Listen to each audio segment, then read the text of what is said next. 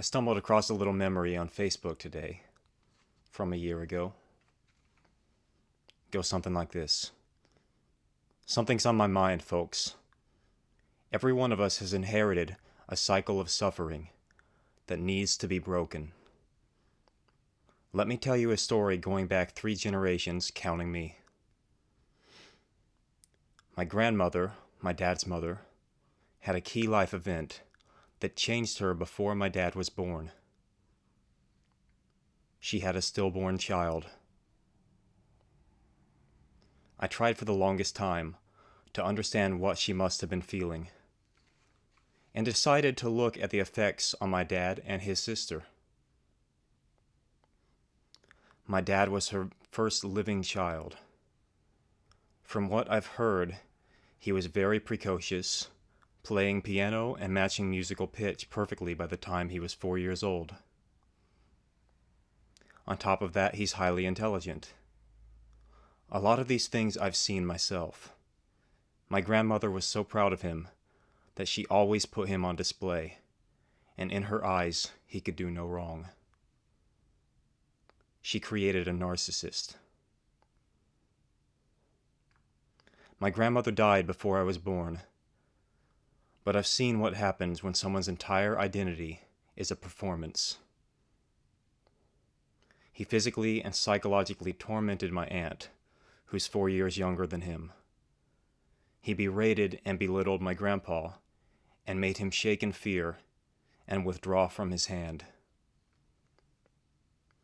From him alone, I've had to experience life-threatening neglect, psychological torture, and physical abuse masked as punishment.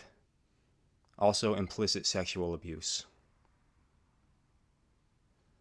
I watched him scream at my mother for hours every day as a small child before their divorce. My mom's dad was a severe alcoholic, so my dad victimized her. So you can see that on 2 sides. I've inherited patterns of suffering to overcome.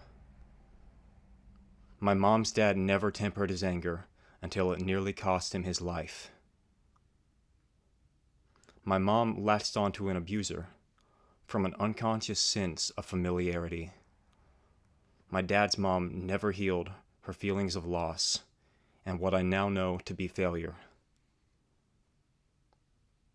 And my dad never gained control over his ego or fragile self-esteem. And other people paid the price. But I'm here to tell you today that I'm the one who will break the pattern. I will heal my suffering from the root cause. I will communicate love. I'll choose to respond to hostility with compassion and never retaliate.